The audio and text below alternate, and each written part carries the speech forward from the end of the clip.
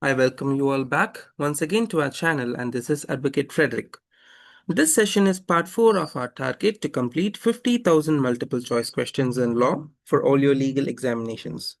Questions are framed in English, and explanations to each question will be displayed in the following slide. Pause for a while, read, and move to the next question. Explanations carry content which are very important for the upcoming examinations as well. If you haven't seen the first 3 parts of this session, I request you to revisit our channel and look for the videos, or check out in our description box in this video. You will find the links of the last 3 sessions. Watch it as well so that you don't miss any session. And if you haven't subscribed to our channel, I request you to subscribe to it so that you don't miss the 1000 parts of this session. Yes, we are going to complete 50,000 multiple choice questions in 1000 parts. So without wasting much of our further time, I'll pop into the first question. Provision relating to health and safety of arrested persons have been provided under which one of the following sections of the Criminal Procedural Code 1973? Section 50A, Section 53A, Section 55A, and Section 60A. I'll give you 3 seconds to think about the answer. If you don't have an idea, I'll tell the answer as well. So the correct answer is option C, Section 55A. You will have the explanation given on the next slide. Read it so that you don't miss any information, because explanations carry much more content than what you see in the one word. So you will also find the answers for the other options which were given in the previous question. For example, our answer for the first question was 55A, but I have given you the detailed explanations for the other sections as well. Section 50A, 53A, and 60A.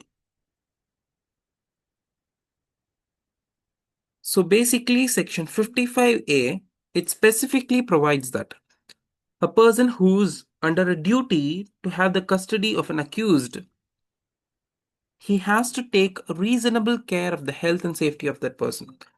So this ensures the protection against custodial violence, ill treatment, or negligence while in police or judicial custody. Moving ahead to the second question of this session. Which one of the following countries has passed the law to impeach the Supreme Court judges on 26th April 2016? So these kinds of questions will not be usually asked in your examinations, but at times when there is something which is similar to the Constitution of India, it might be asked. With respect to this question, the answer being Bangladesh, a very nearby country to India, it is of utmost importance that they have raised this question. So the answer to this question is Bangladesh.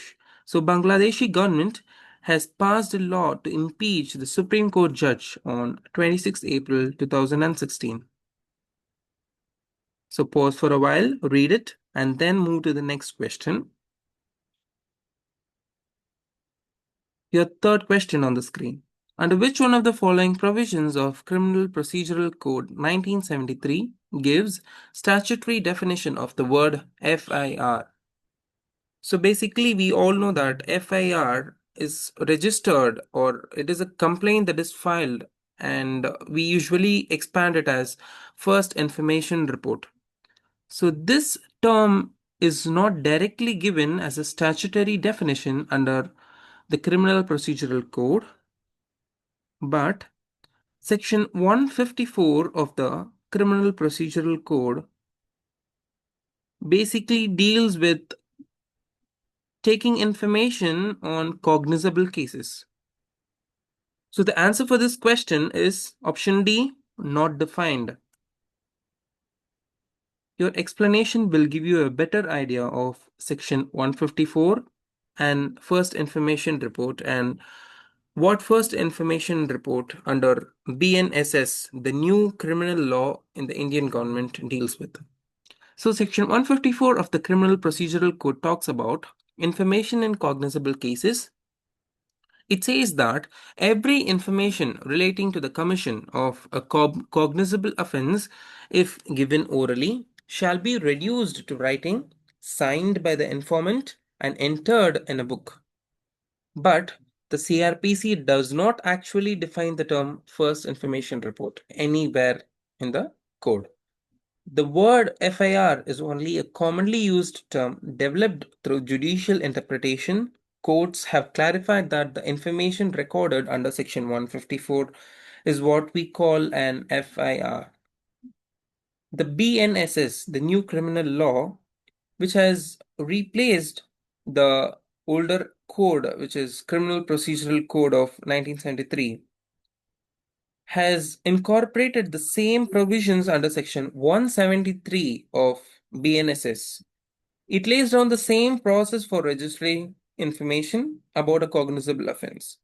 Again, the law does not give a formal definition of an FIR, it just describes the process. BNSS expands the concept to include electronic information as well. We call it as EFIR, but still it doesn't define the word FIR as a statutory term. So on reading this, you will get a comprehensive understanding of what an FIR is. And if you want to know more information about Section 154, there is a different question for you between this 50,000 multiple choice questions, wherein we will be having a detailed overview of Section 154. So do not panic about 154. The next question on your screen. Which one of the following sections of Criminal Procedural Code 1973 is related to juveniles jurisdiction? Section 25, Section 26, Section 27, Section 28. Your correct answer is option C, Section 27.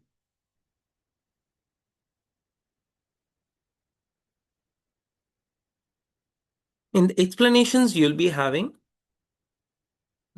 a basic idea of all the other sections as well. So our answer is Section 27, but I have given you what Section 25, 26, and 28 of Criminal Procedural Code states as well. So Section 25 deals with assistant public prosecutors. 26, which says that how the general jurisdiction of the criminal courts and how courts try offenses go with. Whereas Section 27 of CrPC has special provisions relating to offenses committed by juveniles. So it states that any offense not punishable with a death or life imprisonment committed by a person who is under the age of 16 years. So this question, this line might come in your exam as well as a direct question. Under Section 27 of CrPC, what is the age limit that an offense, if committed by a person, may be tried?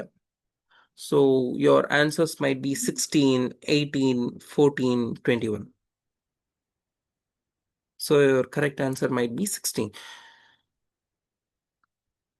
So who can try the offense? So the Chief Judicial Magistrate or any court specifically empowered under the Children's Act of 1960, which has been now replaced by the Juvenile Justice Act of 2015.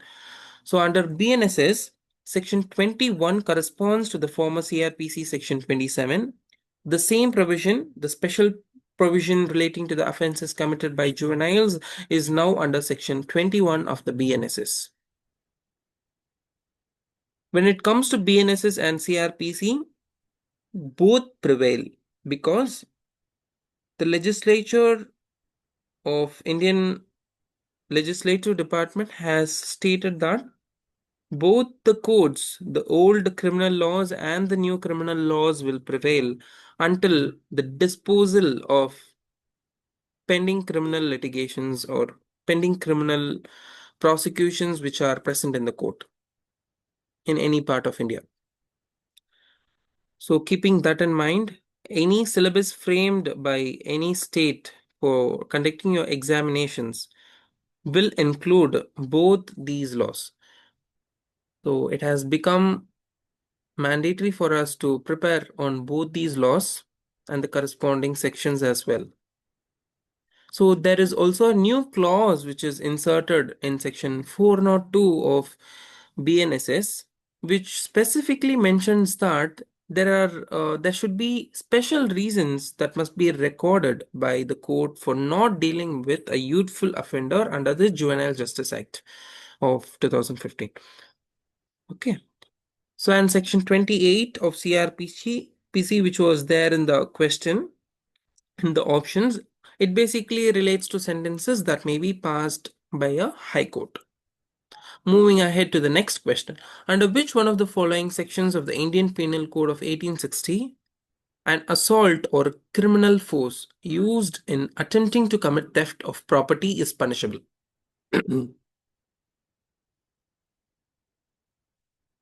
Section 379, Section 381, 384, 356.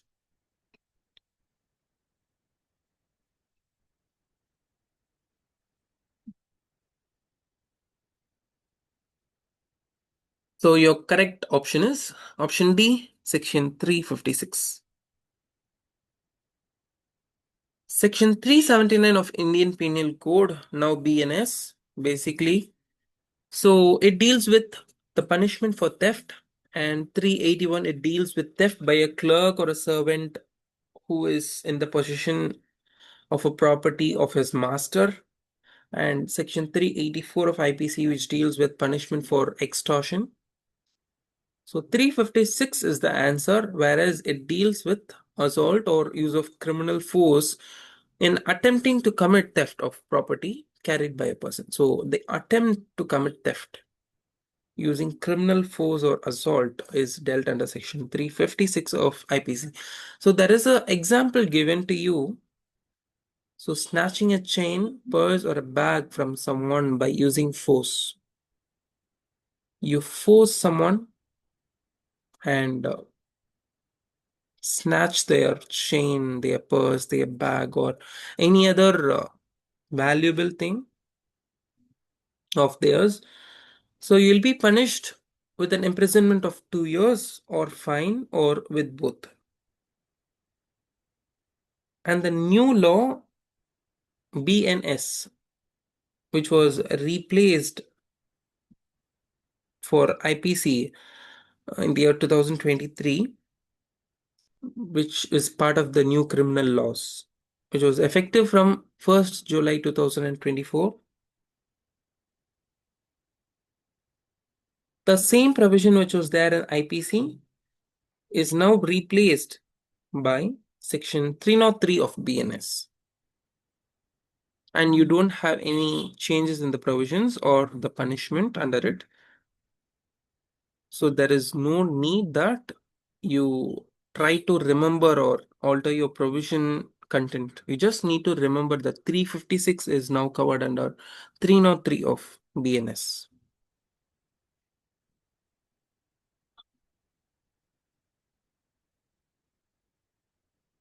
Moving ahead to the next question. Question number 6. Which one of the following sections of the Criminal Procedural Code 1973 deals with the language and contents of the judgment? So the language and the contents of the judgment are one of the most important parts in writing judgments as well. So it is necessary that we understand under which section of the criminal procedure does the language or the contents of the judgment pertain to. So is it under section 353, section 354, section 355, and section 356? Your correct answer is section 354, and the option is option B. Section 353 of CrPC, it relates to the pronouncement of the judgment. When the judge pronounces the judgment in the open court, so basically the provision relates to the pronouncement of the judgment and how the judgment is pronounced or delivered in an open court. And section 354 deals with the language and contents of the judgment. So every judgment shall be, the word shall specifies that a judgment should be, or it is mandatory that a judge writes it down. So every judgment shall be in writing in the language of the court. So how does the language of the court be? So it must basically contain three things. So the points for the determination of the judgment. So under what point was the judgment given? And the decision itself. The decision basically amounts to what is the punishment, or what is the fine, or what if the punishment and the fine both are simultaneously given. So it amounts to the punishment and the reasons for the decision. So the ratio decidendi should also be given as part of the language of the court. Okay. So if the accused is convicted, and the judgment must basically specify the offense and the punishment. In case of an acquittal, it should state the offense for which the accused is acquitted. So acquittal is usually given in case an offense is not being able to be proved through proper primary or secondary evidences, or if the accused haven't committed any crime at all. So accused basically is not a person who has committed a crime already. So he is presumed to not to be guilty, but only in cases where a person has committed a crime, and he has been accused of a crime under the Prevention of Sexual Harassment, POCSO. He will be presumed to have committed it, and it is upon the person who should prove that he hasn't committed any crime to the burden of proof is upon the person who is accused or presumed of the guilt. Okay. So until proven guilty, everyone who is accused is innocent in the eyes of law. So in case of an acquittal, it should state that the offense for which the accused is acquitted. Okay. The new law BNSS, which replaced CrPC in 2023, also mentions a similar provision, and the section has been shifted to 398 from 354, which was earlier in CrPC. Otherwise, there are no much important updates on it. And section 355 of CrPC deals with the judgments in cases which are tried summarily. So when I say summarily, it is a short form judgment basically. The time period on which the judgment should have been given determines whether the judgment was tried summarily or it is not. So in case it is tried summarily, then it should have been tried under section 355 of this criminal procedural code. And section 356, it relates to the order for notifying address of a previously convicted offender. So this is a procedural formality under section 356 that is not much important in the exam point of view. Moving ahead to the section, question number 7. After enactment of the Muslim Women Protection of Rights on Divorce Act 1986, the jurisdiction under section 125 of the Criminal Procedural Code 1973 to grant maintenance of Muslim women is retained, seized, limited, none of the above. So I guess there is no difficulty in understanding the question. The question simply asks whether after the enactment of the Muslim Women Protection of Rights on Divorce Act 1986, whether if there is any change, or under which provision of law should maintenance for Muslim women be given. Is section 125 of the criminal procedure retained even after the pronouncement or introduction of the new act, or is it seized? Has it been seized from operation, or has the application of the provisions under section 125 been limited to that of the Muslim Women Protection of Rights on Divorce Act? So our correct answer is option C. It has been limited. The application on section 125 of the CRPC has been limited. It has not been retained or seized. Okay. So I request you to pause for a minute It'll take 2 minutes to completely understand what is there in the explanation part, then move to the next question.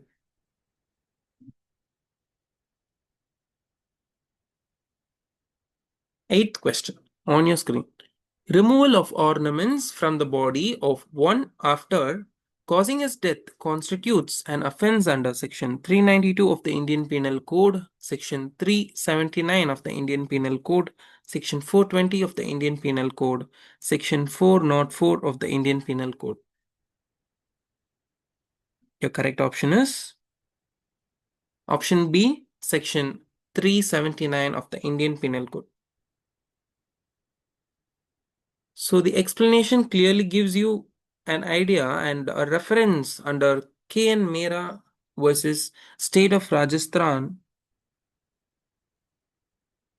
that subsequent rulings and courts have clarified that removing property from a dead body amounts to theft under Section 379 IPC.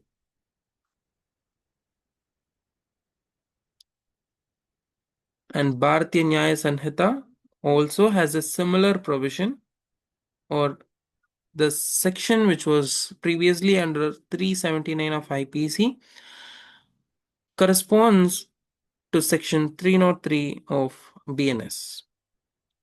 The other sections 392 amounts to robbery, 420 amounts to cheating, and 404 amounts to misappropriation of unclaimed property, not on bodily ornaments. Moving to the ninth question. Disclosure of the identity of a victim of rape is punishable under which section of IPC 1860? Section 337, Section 228, Section 229, Section 228A. So disclosing the identity of a victim of rape is basically punishable offense in India under one of the sections of Indian Penal Code, and your correct option is option B, section 228A. Yes, it is a punishment, but there are few exceptions wherein a police officer is exempted from punishment in case he discloses the information. So it is not that any police officer can disclose the information or the identity of a victim in a rape or a similar case. It is only upon the police officer who is investigating the offense who can disclose the identity of the victim. And if the victim himself authorizes by writing, then disclosing the identity of the victim can be entertained. Or if the court itself permits the disclosure of the identity of the victim, then it is not a punishable offense. So disclosing a person's identity who is a victim of certain offenses, which includes rape, under sections 376, 76A, 376B, C, D, DA, and DB, if it has been committed, he shall be punished with an imprisonment of 2 years along with fine. So similar provisions are in section 73 of BNS. So the substance being remain unchanged, it still prohibits revealing the identity of rape victims. Moving ahead to the 10th question. Which section of the Criminal Procedural Code 1973 deals with inherent powers of the court?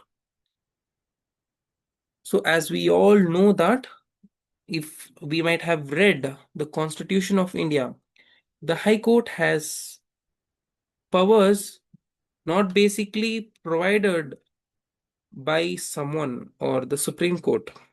The High Court itself has some inherent powers on which it can decide on writs and various other aspects on appeals. So the Criminal Procedural Code also deals with certain inherent powers of the High Court, where it can suo motu take up cases, or it can decide cases on appeal. Section 482, Section 457, Section 469, Section 484. Your correct option is answer option A, Section 482.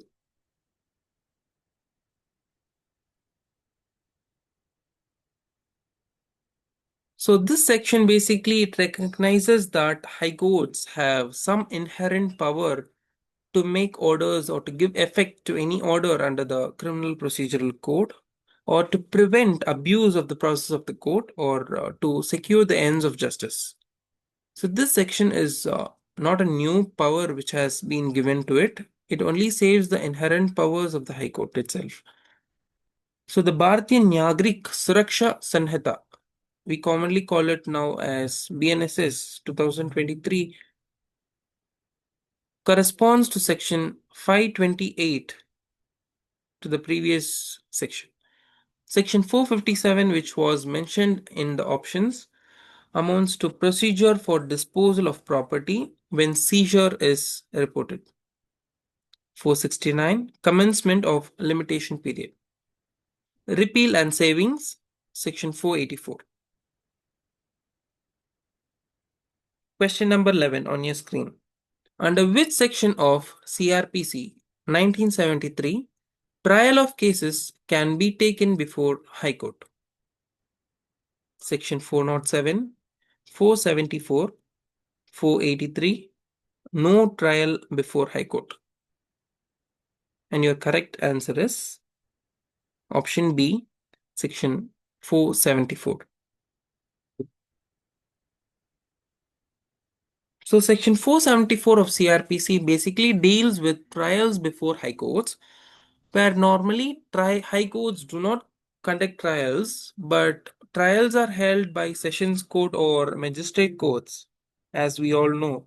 But if an offense is committed within the local jurisdiction of the high court, and that high court has an original criminal jurisdiction, like the courts of Calcutta, Bombay, Madras High Courts, or under letters of the patent, it may conduct the trial.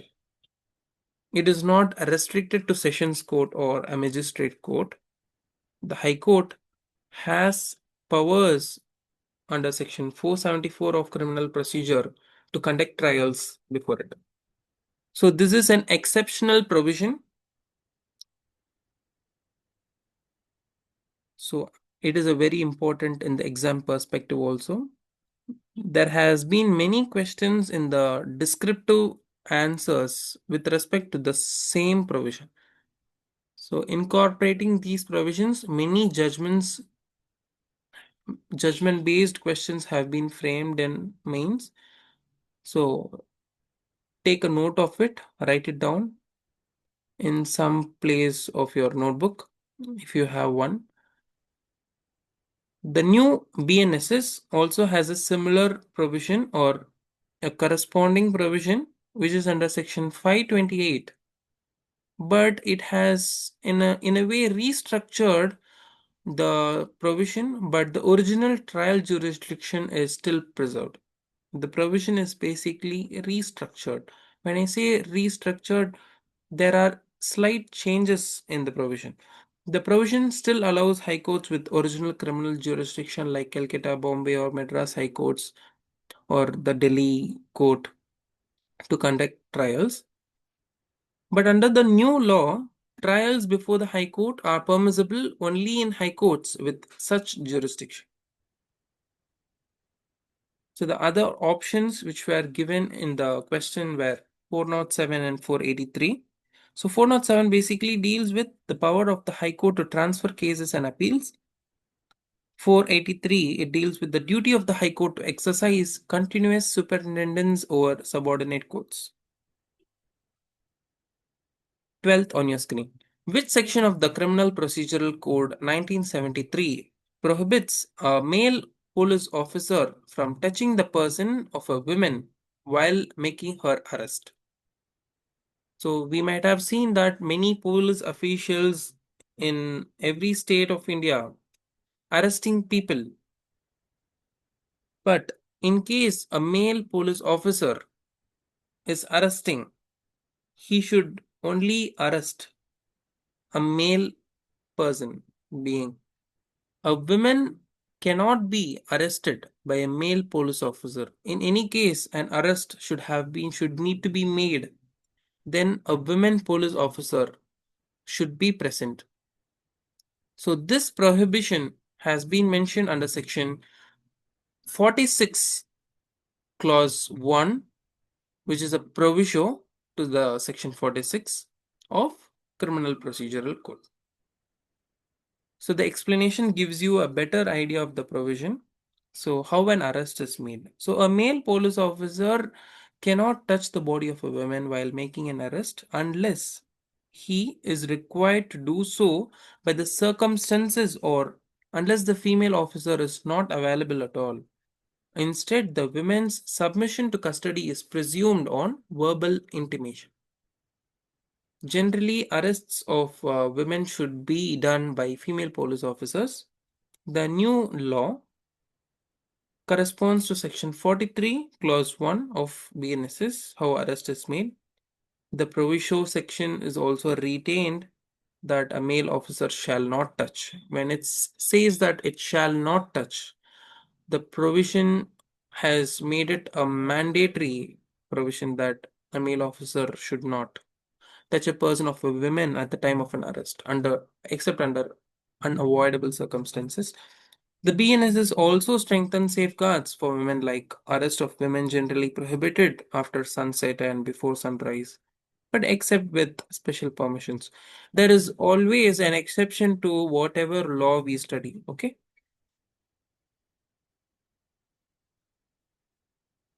But there are still provisions which has a blanket ban on or blanket prohibitions which has no exceptions also. Keeping that in mind, let's move to the next question. 13. Warrant case as defined under section 2X of Criminal Procedural Code 1973 is a case relating to an offense punishable with. So we know that in the criminal procedure we have two kinds of matters arising in the courts. One is a warrant case and the other one is a summons case. So this question pertains to warrant case.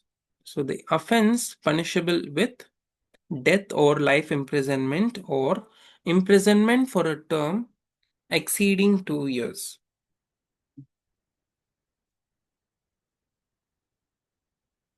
And summons case has been mentioned in section 2WA of Criminal Procedural Code. It defines it as an offense punishable with imprisonment not exceeding 2 years.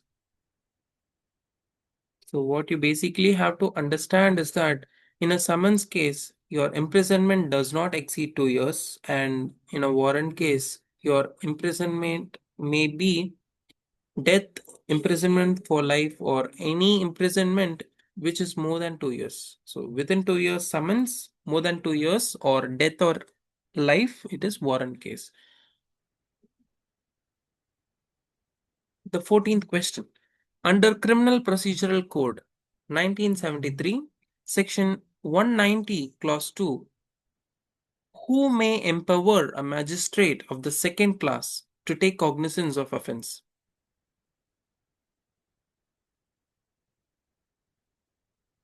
The High Court, the Court of Sessions, Chief Judicial Magistrate, both A and B.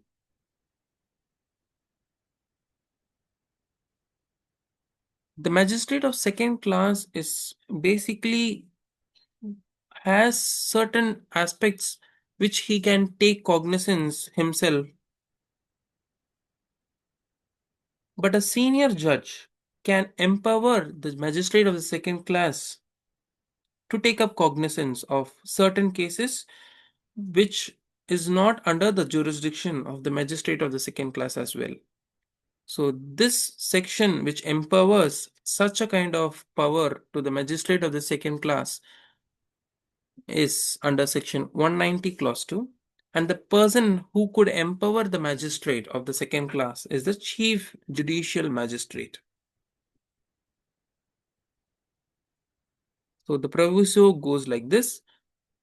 The chief judicial magistrate may empower any magistrate of the second class to take cognizance of any offense specified in subsection 1. So basically, section 190, clause 1, subsection 1, it deals with certain offences which the Chief Judicial Magistrate may empower any magistrate of the second class to take up cognizance of the offence. Moving ahead to the next question, 15. So you might see Criminal Procedural Code 1973 most often in all our questions. That is because we need to get a basic idea of a particular code so that to understand better of further sections in the same code.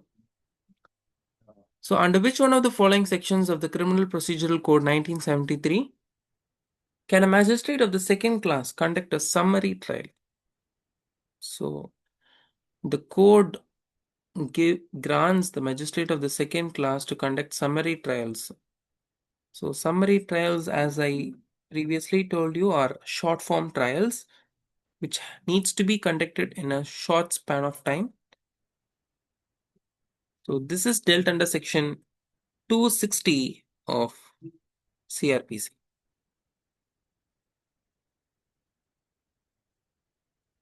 Pause it and read it for a while. I'll move to the next question. Question number 16. Under which section of the Criminal Procedural Code 1973 is the procedure for conducting a summary trial laid down? So the procedure is laid down under section 261 of the Code of Criminal Procedure.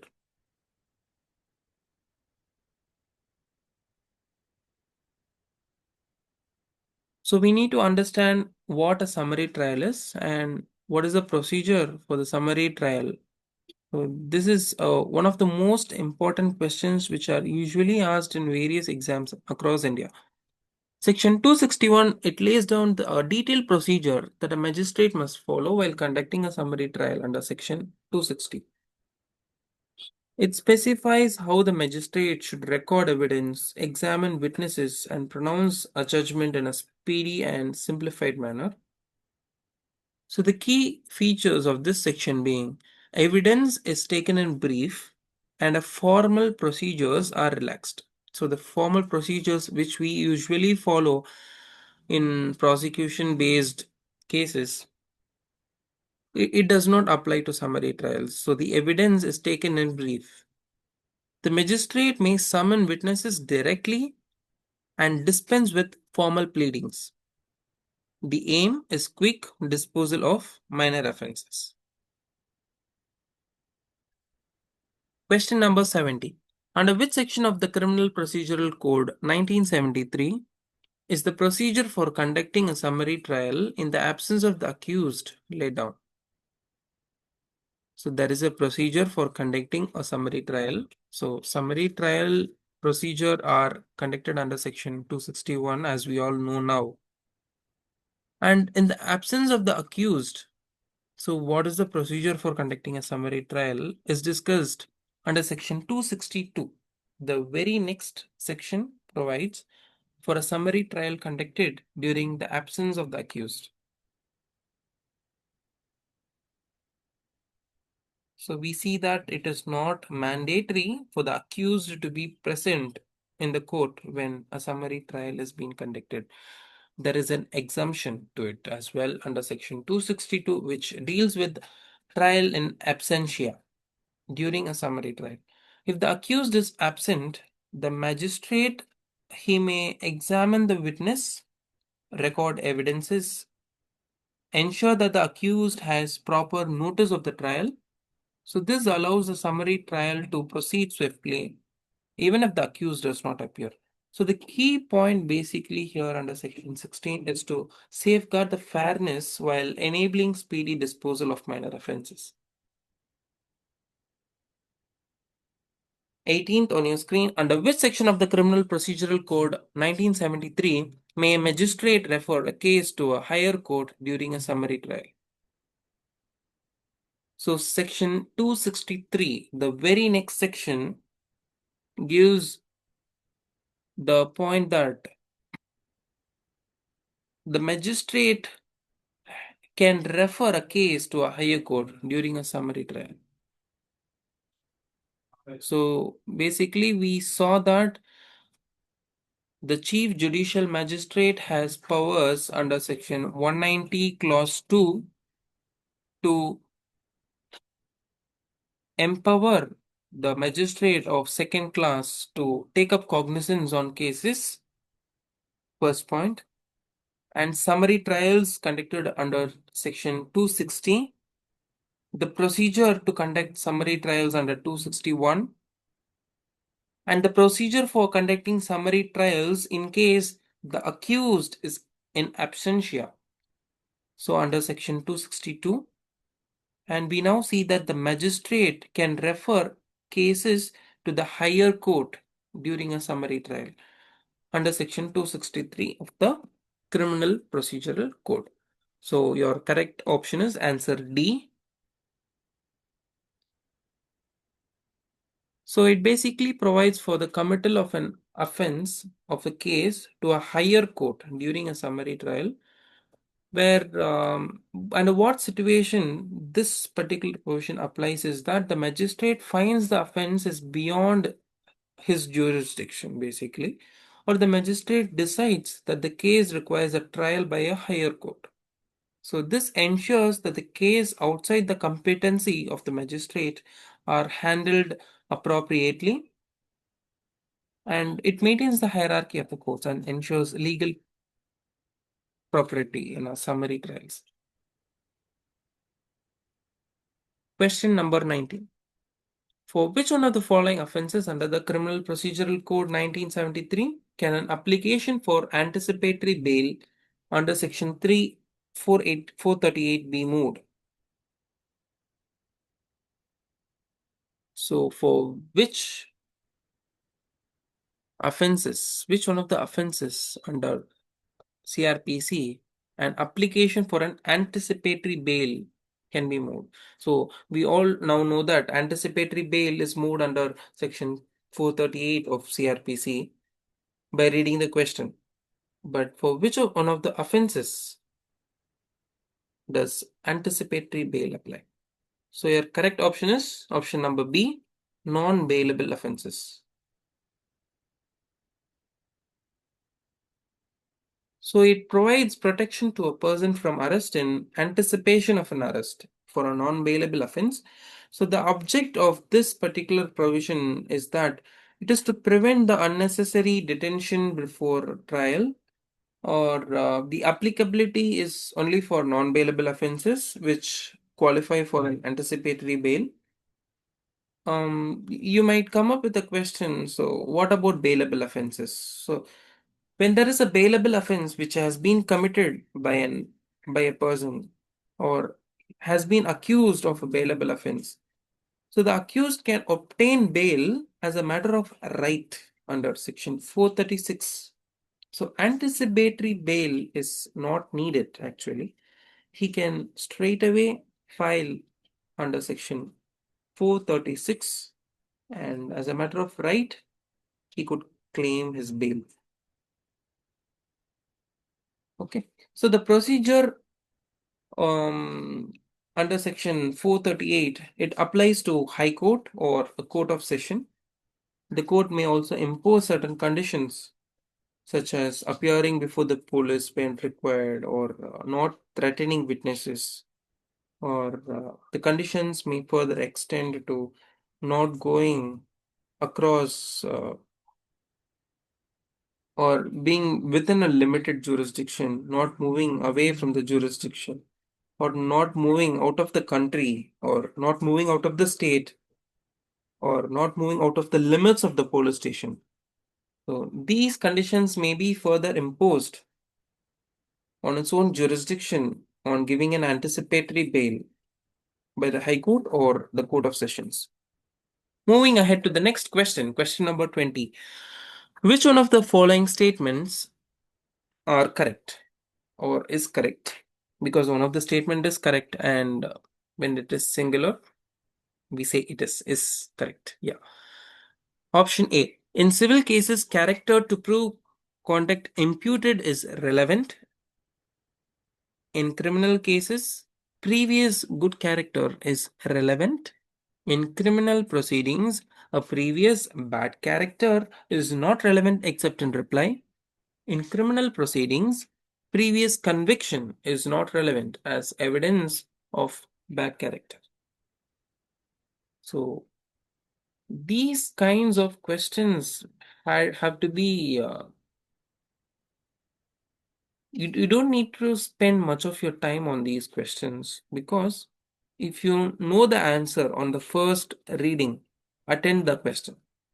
If you're not sure about the question and you want more time to attend it, keep it for preview, move to the next question, attend the question, complete all the questions, and then you'll have certain questions on your screen or on your paper not attended and kept for preview. So when you have that time, then attend these questions. Don't attempt without getting a understanding of the question, because this might give you a negative marking or you might lose your mark. So the correct statement from the below is option B. In criminal cases, previous good character is relevant. So to correctly attend this question, we need to know what is irrelevant and we need to know what is relevant. So relevancy of facts, relevancy of proof, irrelevancy of fact or conduct. So all these aspects, and what is bad character, what is not relevant, not being relevant. So these are complicated criminal procedural concepts which needs to be understood in a better manner. So the explanation to this question is that there are there is two difference between civil and criminal cases, wherein in civil cases generally the character of the person is basically irrelevant. See, he has come in civil cases, I loot a property or I take a property or wrongfully retain the property of another person, wherein I had been previously convicted of an offense for murder, and the previous character of mine is now irrelevant to this particular civil case of me retaining the possession of a mortgaged property. So, do you understand the difference? So, the character of a person is irrelevant, but except when it is directly connected to the case. Example, I'll take the same example. I retain the property which is mortgaged by A to me, and in due course, due to some misunderstanding or a difference or a problem which has arisen due to retaining the mortgaged property, the brother of the person who mortgaged me the property comes and tries to attack me, and I kill him back. So in this situation, the murder which has been committed by the person who retained the property which was mortgaged, is directly connected to the case. So in such situations, the character of a person is relevant. Okay. So in case it is not directly connected to the case or the civil case, then the character of the person is irrelevant. Okay. So there is an example given to you. Just read the example to have a better understanding of it. And in criminal cases, with respect to our question, which we saw, the previous good character of the accused can be relevant. Courts may consider it to assess the likelihood of committing the alleged crime. So this has been recognized under Section 53 of the Indian Evidence Act as good character as a mitigating factor to acquit or release a person from the chains of um, accusation. Okay. So the previous bad character is generally not relevant in proving the guilt, but except in reply or rebuttal where the prosecution seeks to counter a defense raised. Okay. So example is there under Section 53, Clause 2 of the Evidence Act, which allows the introduction of a previous good character evidence if the accused is charged with a specific crime. When it comes to previous convictions, a person has been convicted for a case of theft, and again an accusation of theft has been made on him after having completed his period of imprisonment, then relevant for sentencing. Such situations of convictions are relevant for sentencing, but they are not directly they should not be directly taken as an evidence of guilt for the other offense, for the current offense. Basically, I committed a crime some time back, and then I was convicted to the offense which I committed. I underwent the imprisonment. Thereafter, another accusation of similar offense has been imposed on me by the prosecution. Then it is relevant, but I cannot be put into the chains again on the current offense. Okay. So statement D is incorrect because previous convictions may be referring to as sentence. So our correct option is option B. In criminal cases, previous good character is relevant. Moving ahead to the next question, 21. A.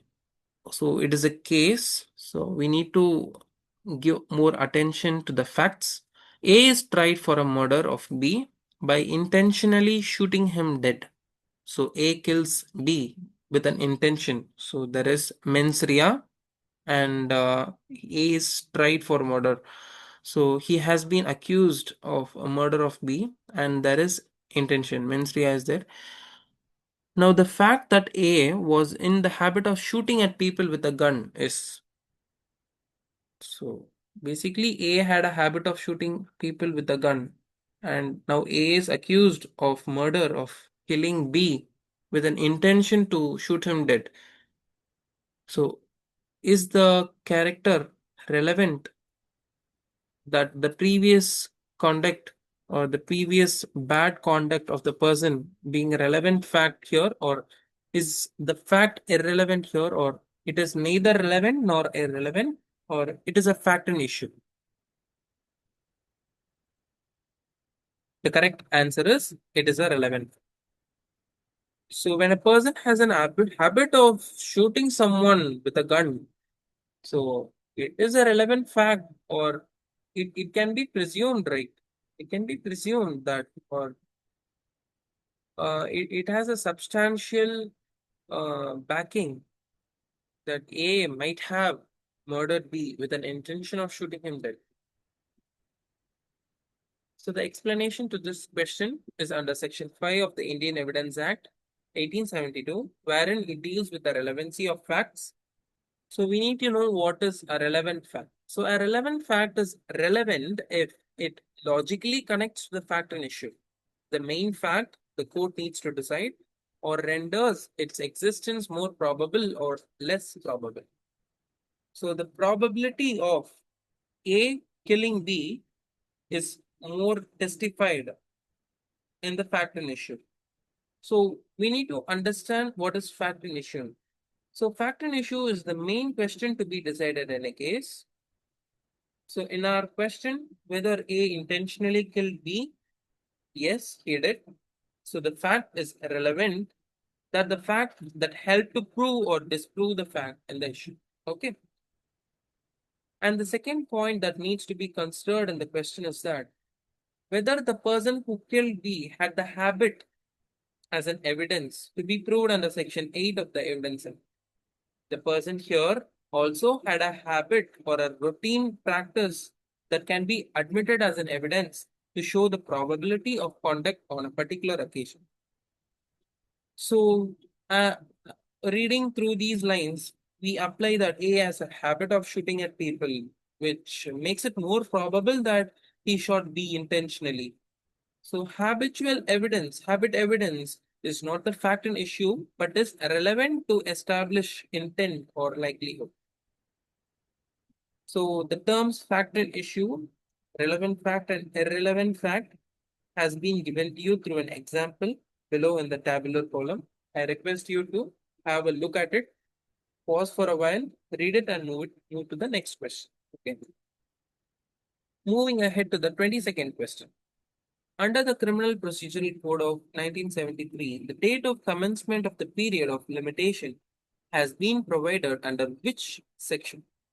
So there is a period of limitation, as we all know. So Limitation Act applies to each and every provision of any law. Okay.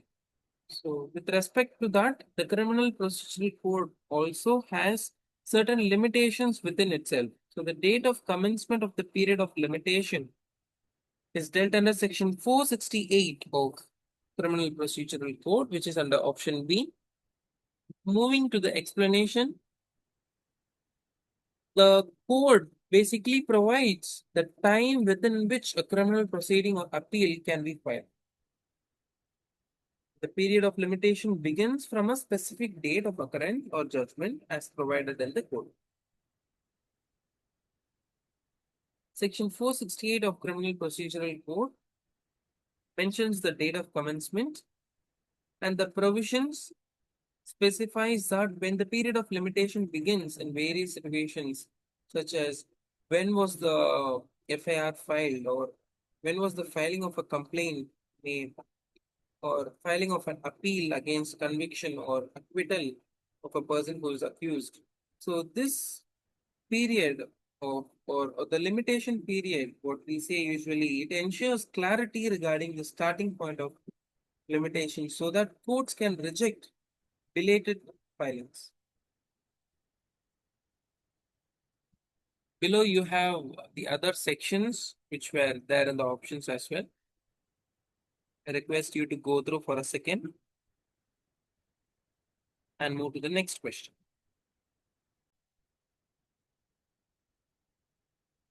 Moving to the next question.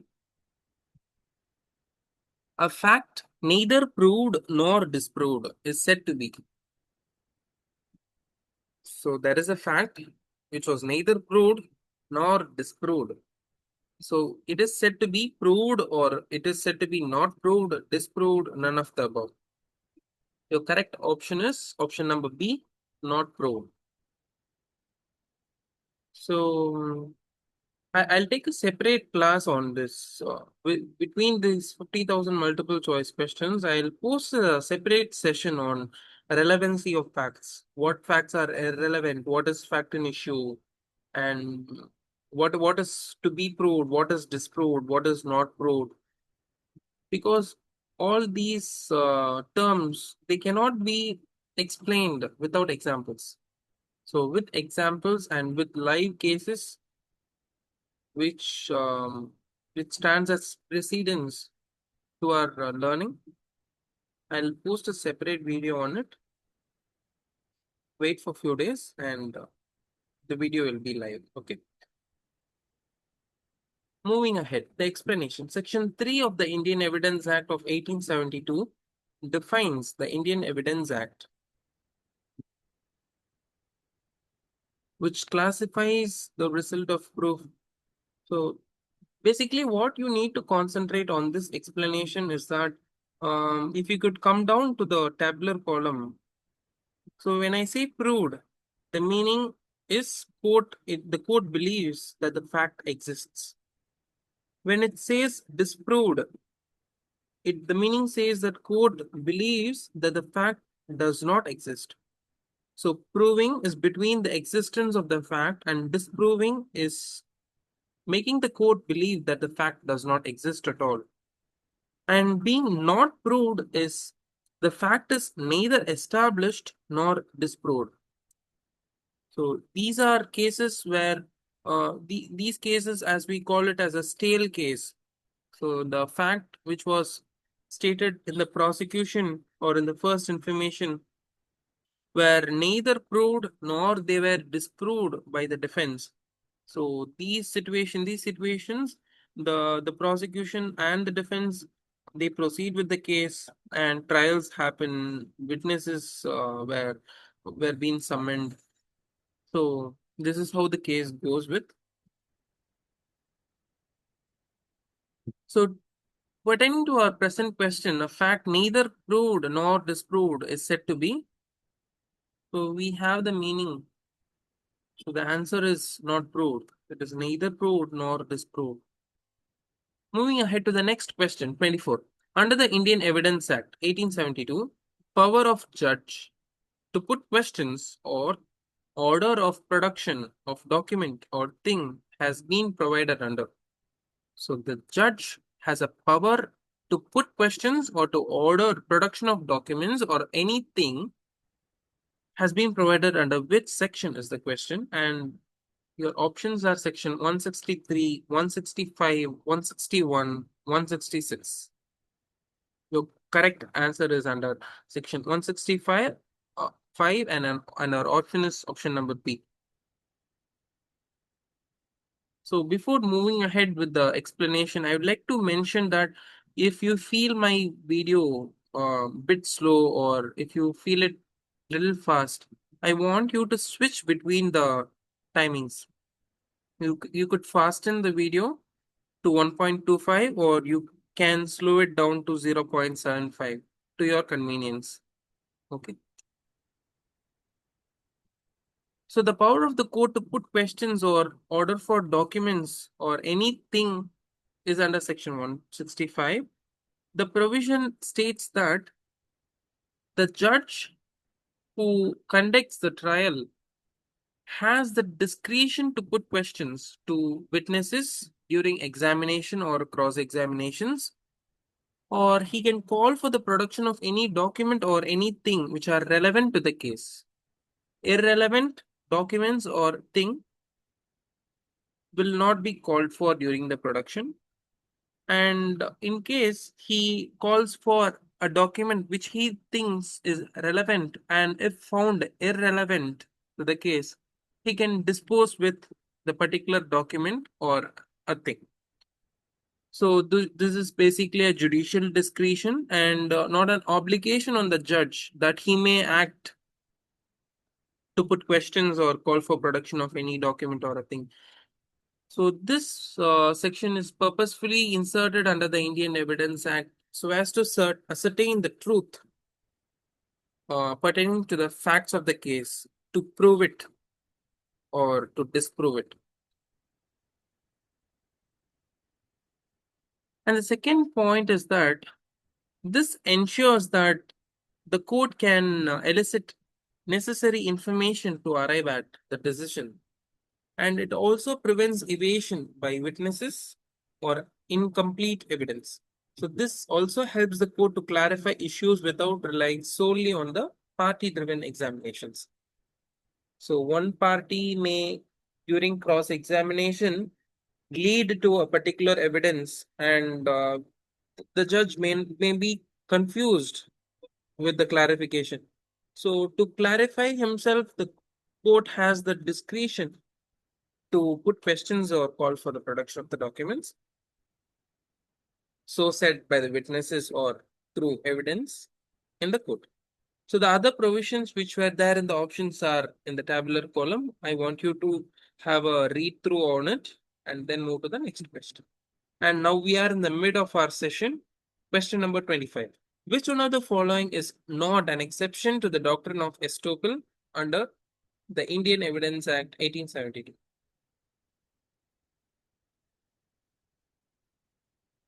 So this question basically wants you to know what is a doctrine of estoppel first of all. And then on reading doctrine of estoppel, obviously there are exceptions and which is not an exception to it is the question.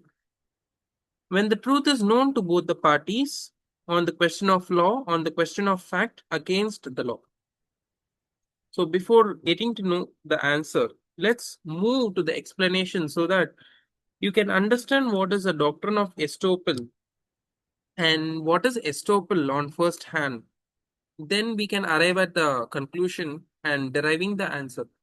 So doctrine of estoppel is mentioned under section 115 of the Indian Evidence Act of 1872, wherein estoppel means it prevents a person from denying or ascertaining something contrary to what has been legally established or represented. So it is a preventive clause to deny or ascertain something contrary to what has been legally established or represented. So the exceptions being the doctrine of estoppel cannot be applied in the following cases. The first point is that when the truth is known to both the parties. So there is a fact, and the fact is being in question, and the truth is known to both the parties. So in such cases, the doctrine of estoppel cannot be applied on question of law. So question of law or are to the decision of the judiciary. It cannot be proved or disproved. There is no concept of proving a question of law or disproving it. So it is upon the judge to ascertain the points on the law. The advocate has certain importance in giving the information to the judge, but the judge determines whether the law applies to the present case, and it cannot be a point of estoppel. So it cannot be applied. And the third point is that against the law. Section 115, clause 1b, subsection 1b, it states that estoppel cannot operate against law or public policy. So you cannot estop against law or public policy. So these are the three exceptions which are given under section 115 of the Indian Evidence Act as exceptions to the doctrine of estoppel. Now coming back to our question, which one of the following is not an exception? So we know that when the truth is known to both the parties, it is an exception to the doctrine of estoppel. So we remove it. The next point was on the question of law. Question of law is upon the discretion of the judge to determine, and there is no doctrine of estoppel which can apply to it. So it is an exception to it. And against the law or public policy is also another exception to the doctrine of estoppel. So the point C on the question of fact is not an exception to the doctrine of estoppel, as we have already seen. Moving ahead to the 26th question, which one of the following sections under the Indian Evidence Act 1872 has been inserted by Section 92 and Schedule 2 of the Information Technology Act 2000? Section 65, Section 67, Section 67A, Section 65B. So your correct answer is option D, Section 65B.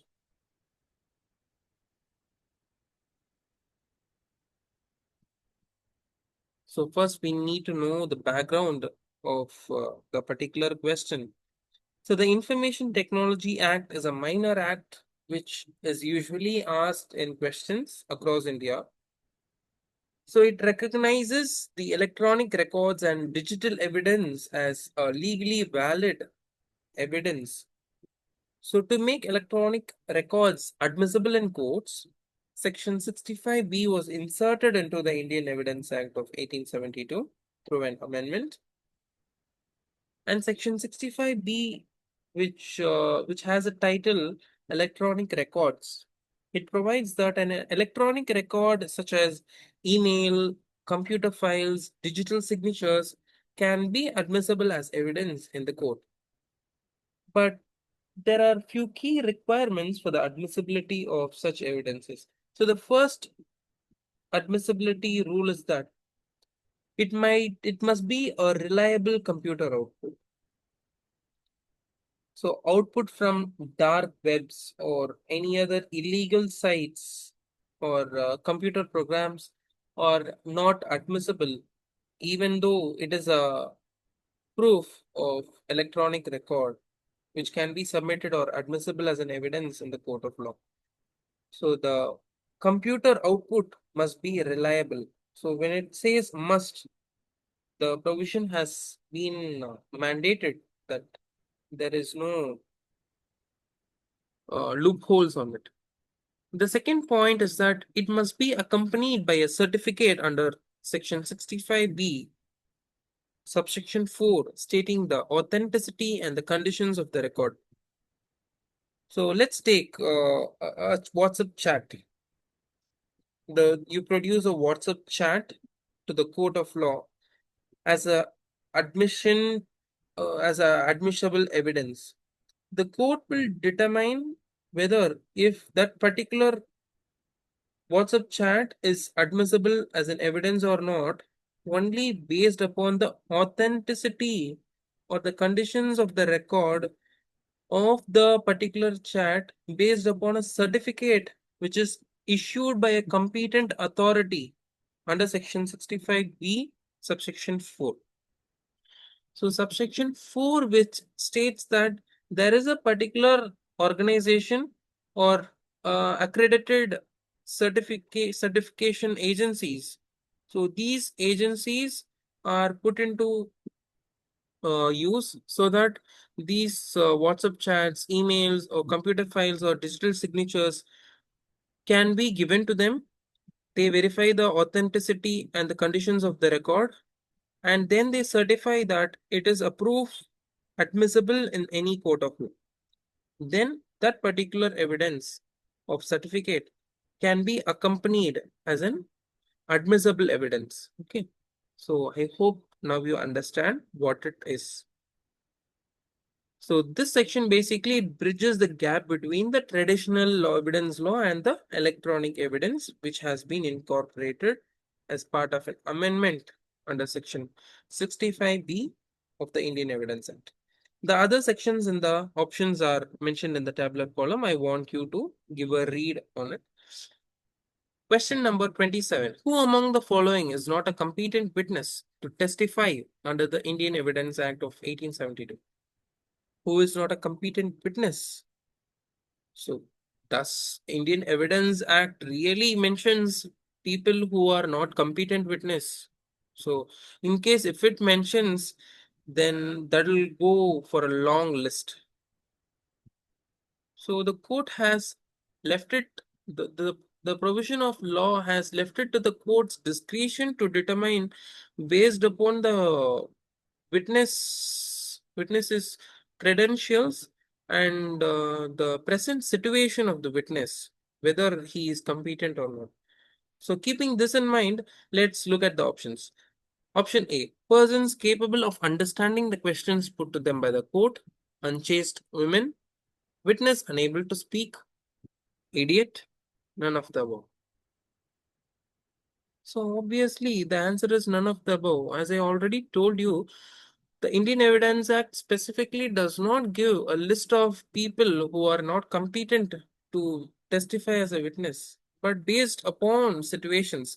See, when an idiot is not able to comprehend the present situation, or if he is not able to testify as an evidence or testify as a witness in the court of law during the present situation when he is being testified in the court, then the idiot's evidence is not a competent witness at that point of time for that particular facts of the case.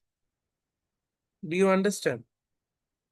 In case an unchaste woman is not in a position, or her conduct during the trial or in between the trial is not to the extent uh, which is reliable by the court of law, then the unchaste woman is not a competent witness to testify. So when it depends upon whether how the situation is, where the person is, and at what capacity he is giving the evidence. So explaining the same under section 118, the Evidence Act states that all persons are competent to testify unless the law specifically disqualifies them. And asking the law whether if it disqualifies someone specifically, the law is vague on it.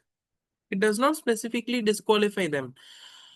So There is no law that specifically disqualifies a person to testify as a witness. But Section 119 also states that persons otherwise competent, in case they are competent, may still be disqualified if incapable of understanding the questions or giving rational answers. So, when a judge asks a witness to testify in the court of law and he is not able to understand the question of the judge, or if he is not able to give a rational answer, okay, then the person cannot be testified as a witness competent. Okay. So an idiot is basically a conditional competency, a person who has a conditional competency. If only he is capable of giving rational testimony, then his testimony will be accepted or is competent. If not, it is null and void. Moving ahead to the next question. When a complaint is presented to a magistrate and the magistrate proceeds to examine the complainant and the witnesses, the magistrate is. So you give a complaint to a magistrate, and now the magistrate starts to proceed to examine the complainant now and the witnesses. Acting in this situation, the magistrate is called. So that is what the question demands from you. Option A, conducting investigation. Option B, the magistrate is now conducting an inquiry. And option C, the magistrate conducts trial. And option D, the magistrate conducts both inquiry and trial. Your correct answer is option B, the magistrate is conducting an inquiry. Moving ahead. So I have clearly given you the explanation. What is an investigation, which is already mentioned, which is a statutory definition under the Code of Criminal Procedure under Section 2, subclause H, wherein the investigation is conducted by a police. Okay, it is not conducted by a judge. An investigation is conducted by a police. The investigation includes collection of evidence by the police, identification of the suspects by the police, arrest if required by the police, seizure of property by the police. Okay, so the police is the main, the hero of investigation. Okay, and a person who is authorized to investigate is someone who is above the rank or at the rank of a sub inspector. Person who is a sub inspector or above the rank of a sub inspector has powers of investigation. So this line which I told you is also mentioned in the Code of Criminal Procedure. The next point is that what is an inquiry? So inquiry is also a statutory definition under Section 2 clause G of the Criminal Procedure Code. So this inquiry is conducted by a magistrate. So usually after a complaint or a police report is submitted. It involves examining the complainant, witnesses, and material evidences. It determines whether there is sufficient ground to proceed the trial. Then trial is conducted under a different section, but the definition of trial is given as a statutory definition under Section 2, Clause T of Code of Criminal Procedure. So a trial is said to be a formal judicial process after charges are framed. The purpose of a trial is to adjudicate the guilt or the innocence of the accused. So the below tabular column gives you an idea or a short note of what all the three are. So the investigation is conducted by the police, inquiry by the magistrate, and the trial by the court. Moving ahead to the next question. So we taught 28, right? 29 on your screen. Which one of the following under the Indian Evidence Act 1872 is not a kind of estoppel? So we saw what is the doctrine of estoppel, and now the Indian Evidence Act mentions what are estoppels and which one is not an estoppel. Estoppel by will, estoppel by deed, estoppel by conduct, estoppel by record. So let's look at the explanation before getting into the question so that we'll have a clarity on the answer. So the kinds of estoppel mentioned under the Indian Evidence Act are estoppel by record. So what is estoppel by record? So it arises from judgments and decrees. We know that court of record, the high courts and the Supreme Courts are courts of records. Yes. Then, so as we know, records are judgments and decrees. So that the documents which are stored in the high courts and Supreme Courts are known as court of record. So records are basically documents like judgments and decrees. So the estoppel by record, as we have to understand, is which are arising from judgments and decrees. For example, a person cannot, sorry for the inconvenience, a person cannot reopen a matter already decided by a competent court. These are estoppel by record. To stop, okay, to stop through record. So they cannot, a person cannot reopen a matter already decided by a competent court. Next one is estoppel by deed. This estoppel by deed arises from executed documents or contracts. So this can be either a written document or an agreement or a contract effected between two parties to an agreement. So example, a person cannot deny what is written in a legally executed deed. A person executes a sale deed and he promises to pay such and such of amount to the other party. He cannot deny what is written legally executed through a deed. So you cannot stop when a deed is already executed between two parties or two or more parties. Then the third one, estoppel by conduct or representation. So this estoppel by conduct is known as, or it arises from acts or conducts or representations made by a party. See, for example, a person who represents a fact to another and induces action cannot later deny it. For example, a person tells or perpetrates another person to do an action, and after a certain event, he says, "No, no, I just said simply, and why did you do it?" You cannot deny it later, or you cannot say, "I did not say." So it is by the conduct or your representation that you have did something, and it arises from the same. And these are the kinds of estoppel under the Indian Evidence Act. But estoppel by will, there is no such category basically under the Indian Evidence Act. So wills, they relate to succession and testamentary dispositions and not estoppels. Wills we usually deal uh, in the property matters with respect to um, succession law or any other partition law, not through the Indian Evidence Act. Moving ahead to question 30. Which one of the following sections of the Indian Evidence Act 1872 deals with the admissibility of electronic evidence, electronic record? So we saw this question already in the previous slides in the same session. I guess everyone should have got it right, and the answer is option D, section 65B. We saw what is section 65B earlier. So there is no need that I have to revisit and explain the same. Moving ahead, 31. Under the Indian Evidence Act 1872, the doctrine of res gestae applies to only civil proceedings, only criminal proceedings, only administrative tribunals, both civil and criminal proceedings. Your answer is both civil and criminal proceedings. So the doctrine of res gestae applies to both civil and criminal proceedings. Section 6 of the Indian Evidence Act 1872 defines what are inadmissible facts, or what is the main fact and issue in a same transaction or things done at the same time mean, so that you will understand the doctrine of res gestae better.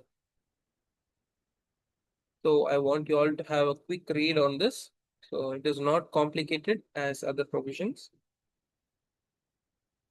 Section 32, question number 32. Under the Indian Evidence Act 1872, a leading question may generally be asked. So this is the same question which we saw in our previous session. So here and there, certain questions may repeat because these questions are repeated year after year in every other paper that we see. So very important questions will be repeated often as and when there is a need for it. So the answer is in cross examinations. So we all know that what is a leading question is. If not, I'll tell you.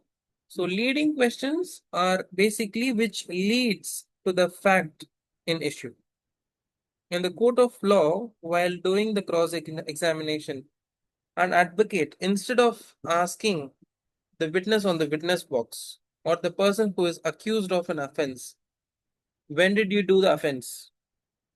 Instead, he can ask, did you not do it on 19th of September 2025? The possible answer of the accused or the witness would be yes or no, or he may explain it more. But you lead him to the question of fact. Am I right? So it is only during the cross examination that leading questions are asked. You cannot ask it during a chief examination or otherwise called as examination in chief or during a re-examination. So on this question, I guess nobody should have any doubt in future as well. Leading questions may be asked in cross examinations. So leading questions or cross examinations are basically used for the purpose to test the credibility or the accuracy of the witness. Okay. Pause it and read it. Question number 33.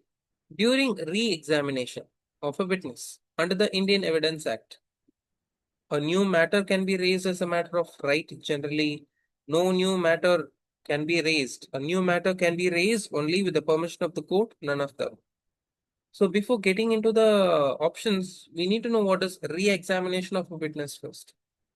So first of all, a person who is in the witness box is basically chief examined, or the examination in chief is being held. Thereafter, the cross-examination by the defense is held or by the prosecution is held. Then the re-examination is held by the prosecution. Okay. So during re-examinations, there cannot be a new matter that can be raised and asked as a question. Only questions which were asked in the chief examination or during the cross examination can be verified or tested. Okay. No new matter can be raised. So a new matter can be raised only with the permission of the court. So the court has to permit you in case if you need to ask something new. So our correct option is option number C. A new matter can be raised only with the permission of the court.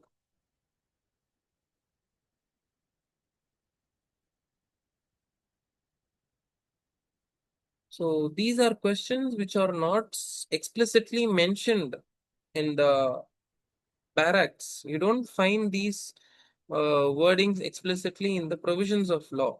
Rather, you find it as a course of practice. So these are part of rules of procedure of practice in criminal laws. The next question 34. Point out the correct answer with respect to the law of evidence.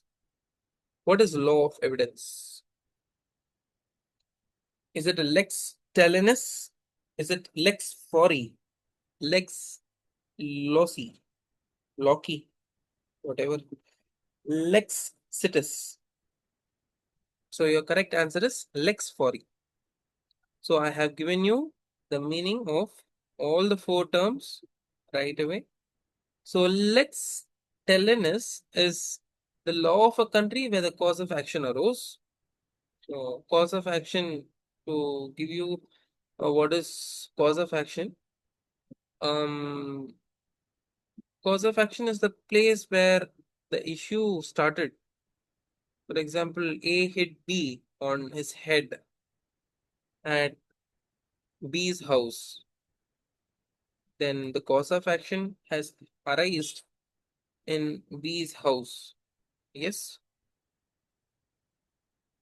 So the law of the country where the cause of action arose. So it is known as lex talionis. So certain countries, they follow the principle of lex talionis.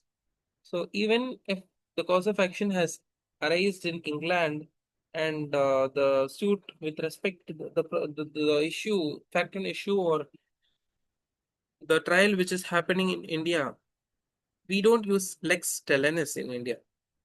So lex talionis does not apply to India, but in countries where lex talionis applies, so they look at the cause of action where it arose. Next, coming to lex fori. So lex fori is the law of the forum or court where the case is tried. So in India, the Indian Evidence Act usually follows lex fori to examine witnesses or documents or to test the admissibility of the evidence. So next one is less loci, lossy. I'm not sure about the pronunciation of the term. Maybe I have to look at it. Law of the place where the event occurred. Okay, where the event took place. Next one is lex situs, where the law of the place where the property is situated. So this is respect to the civil disputes or contracts. Next one is question number 35, where the local limits of the jurisdiction of the courts are uncertain, the place of institution of suit shall be decided under. So the local limits of the jurisdiction of the court is uncertain. So we do not know the local limits of the jurisdiction of the court. So we are not certain about it. We don't know where the place of or the jurisdiction to which the cause of action arose. So under such circumstances, the place of institution shall be decided under. So a particular provision of the civil procedural code decides where the limits of the jurisdiction of the court will arise, the particular case. So this kind of provision is given under section 19 of the civil procedural code. So the answer is option C. So the other provisions also has been given to you in detail in the tabular column and in the other explanation part. I want you to have a quick read of it and move to the next question. Question number 36. Order 7, Rule 1 of the Civil Procedural Code 1908 is related to pleadings, meaning written statement, particulars to be contained in plaint, none of the above. So Order 7 is basically with respect to plaint. Okay, so this one is an easy question. When you see this word plaint, you can directly choose the answer. Next one. Question number 37. Section 112 of the Indian Evidence Act 1872 provides for presumption of life, presumption of marriage, presumption of death, presumption of legitimacy. So when I say legitimacy, we mean it that he is the legitimate owner of the property.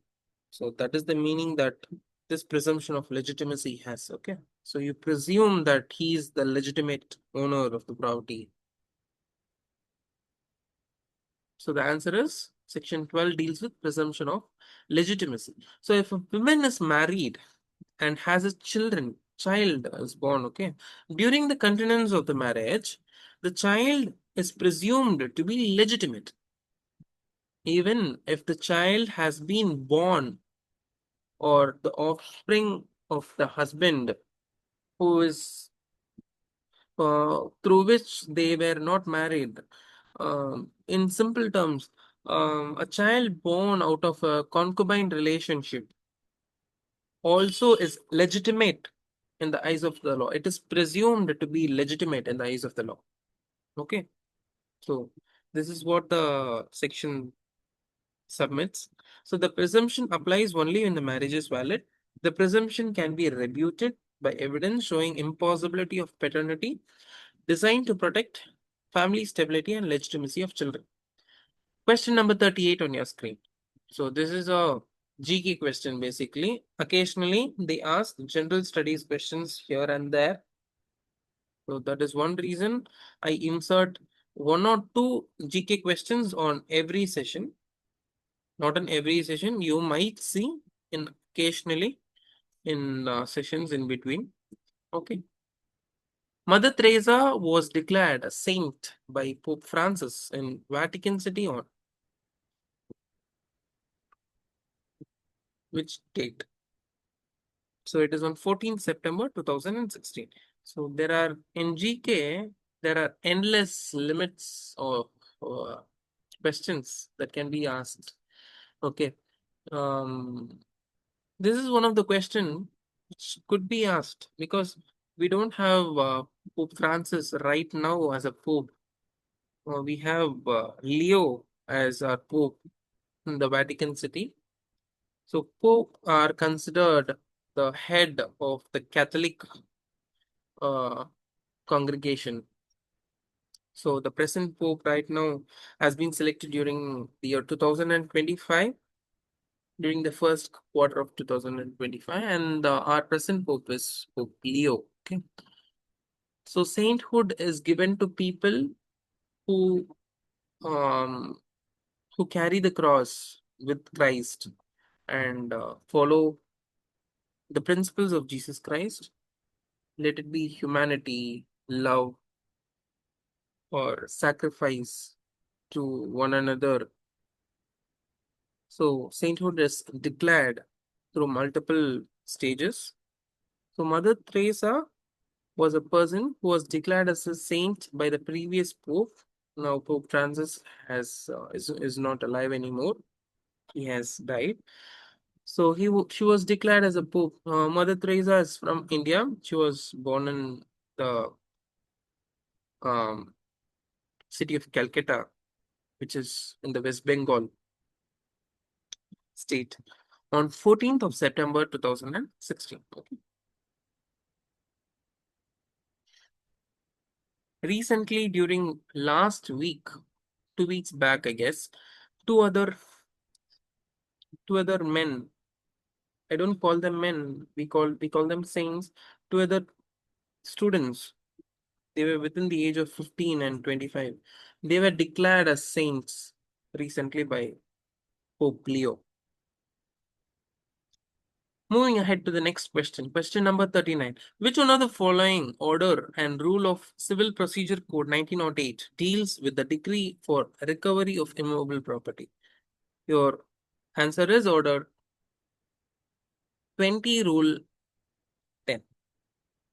Option C is your correct answer. So I want you to read the explanation part. What an execution of decree will include. It includes recovery of money, it includes recovery of an immovable property, it includes the delivery of the goods, it includes other directions contained in the decree as well. Next question, under the Civil Procedural Code 1908, which one of the following cannot be attached in execution of the decree? You cannot attach it as part of the execution of a decree.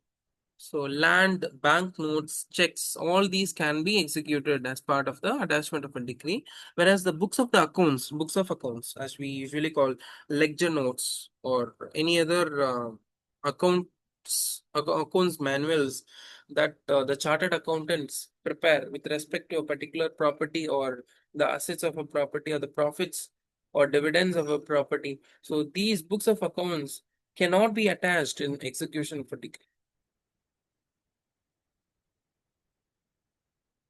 Moving to question number 41. Under order 38, rule 5 of the Civil Procedural Code 1908, attachment before judgment can be in respect of immovable property, movable property, both A and B. Attachment cannot be made before judgment. So attachment before judgment can be made in respect of both immovable and movable property. So your correct answer is option C, both A and B. Moving to the next question, 42. Under the Civil Procedural Code 1908, the court can direct the parties to opt for any one mode of alternative dispute resolution, ADR. So, ADR mechanism, we have a mechanism for alternative dispute resolution. So, one of the parties, the court can direct the parties to opt for one of the mode of alternative dispute resolution. There are multiple ADRs. So, your correct option is option number B under 10 Rule 1B. Mediation, arbitration. So, these are the ADR mechanisms, okay? Conciliations. Moving to the next question, question number 43. Under the Indian Evidence Act 1872, a relevant fact must be legally relevant, logically relevant, legally or logically relevant, none of the above.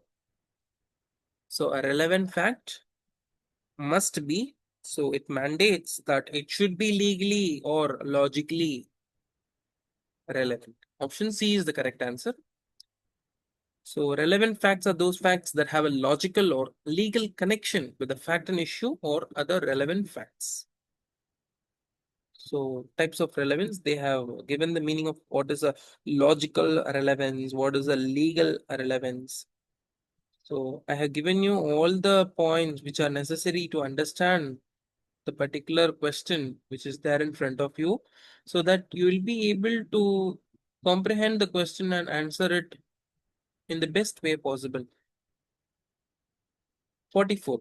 Under which provision of the Civil Procedure Code 1908 are the consequences of disobedience of or breach of injunction described? So, if you do not follow the rule or if you breach an injunction, so the consequences to it are mentioned under the provisions of the Civil Procedural Code 1908 under Order 39 Rule 2A. Option C is the correct answer. Explanation on your screen. So read it for a minute and move to the 45th question. Under the Civil Procedure Code 1908, what is the time duration formally assigned to a defendant to submit his written statement after the date of service of summons?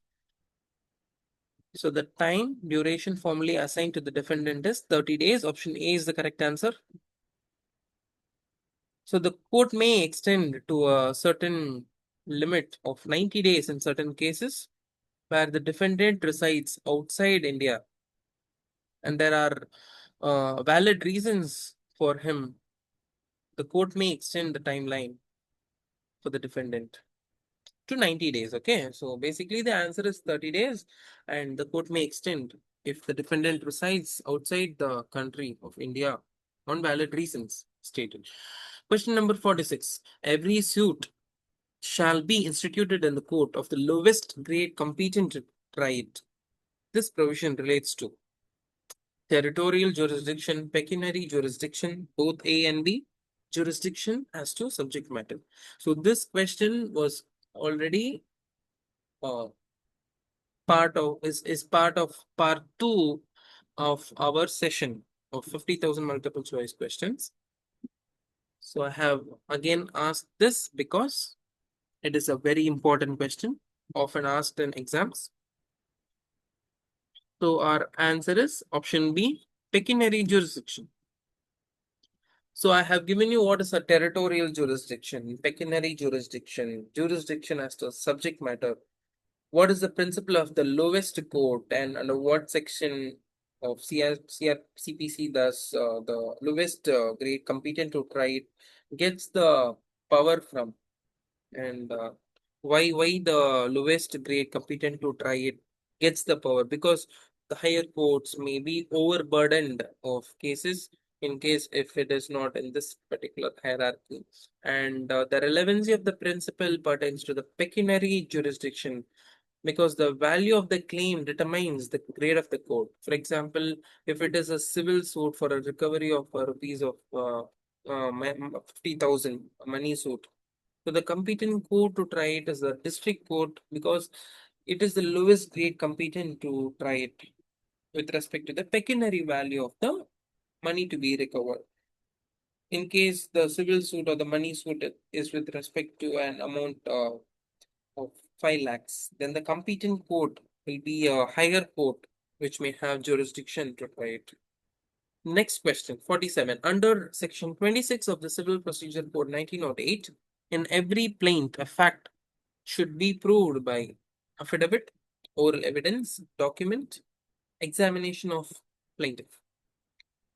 So the fact should be proved by a document.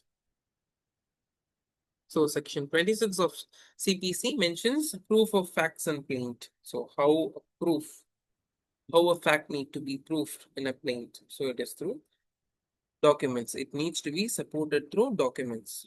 Documents in the sense it can be a receipt of sale of goods, or it can be a receipt of repayment of a loan, or a receipt of loan, as we usually call it in mortgages or bank loans.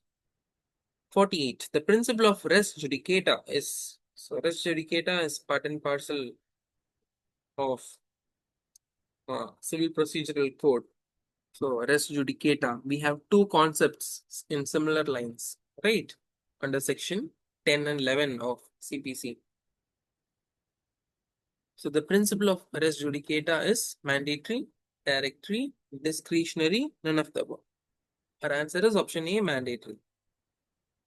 So res judicata is covered under section 11 of the Civil Procedural Code. A matter that has been finally decided by a competent court cannot be reopened in a subsequent suit between the same parties. So we saw a similar provision in the Civil Criminal Procedural Code as well, that a court cannot reopen a particular case on conviction, right? Conviction or an acquittal. Moving ahead to the 49th question. Under which one of the following sections of the Civil Procedural Code 1908 is the term legal representative explained? So these are basic questions which are the part which are part and parcel of every other code or act that we study. It usually is part of the section 2 or section 3 of each of the codes or acts. So we just have to remember. Okay, these are parts that needs to be remembered, memorized. So the correct answer is section 2, subsection 11 of CPC.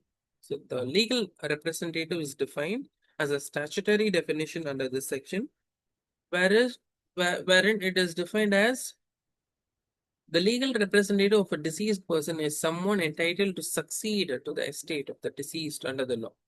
The person who succeeds someone after his death is a legal representative, basically. So they succeed to the legal rights and obligations. So when I say legal rights and obligations, when the person who dead had some interest which needs to be paid, the interest which needs to be paid transfers as an obligation to the person who succeeds. And if he needs to receive some money, there is a legal right on the person who succeeds to receive the money also. So he can be sued, and he can sue having the rights as that of his predecessor. Okay. Moving ahead to the last but not the least, the one of the most important questions with respect to adverse possessions, often asked in examinations. A files a suit for declaration of entitlement of land as heir to of C. The suit is dismissed. Subsequently, a suit is filed claiming the land on the basis of adverse possession. The subsequent suit is barred on the ground of.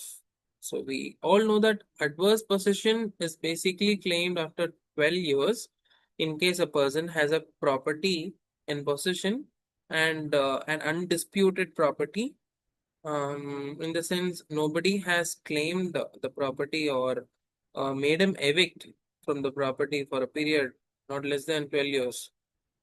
Then a person can claim or file a suit claiming the land on the land or a building on the basis of an adverse possession. But here, a person who files a suit for declaration of entitlement to land as heir of C.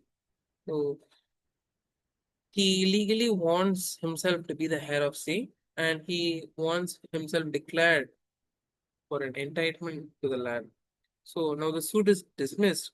Thereafter, he subsequently files claiming it on the basis of adverse possession. Then the suit is barred on the ground of. So now it is barred. Why is the suit barred? He cannot file a suit on such grounds of adverse possession once it is dismissed. Why it is barred? So it is barred on the grounds of constructive res judicata. Okay, option A is the right answer. So I have given you what is actual res judicata under section 11 of the Civil Procedural Code, which is directly decided in the previous suit, and the constructive res judicata, where it could have been raised in the previous suit but was not raised, a new claim which arises from the same cause of action, even if different legal grounds like adverse possession or heirship arises. So moving ahead to the homework question.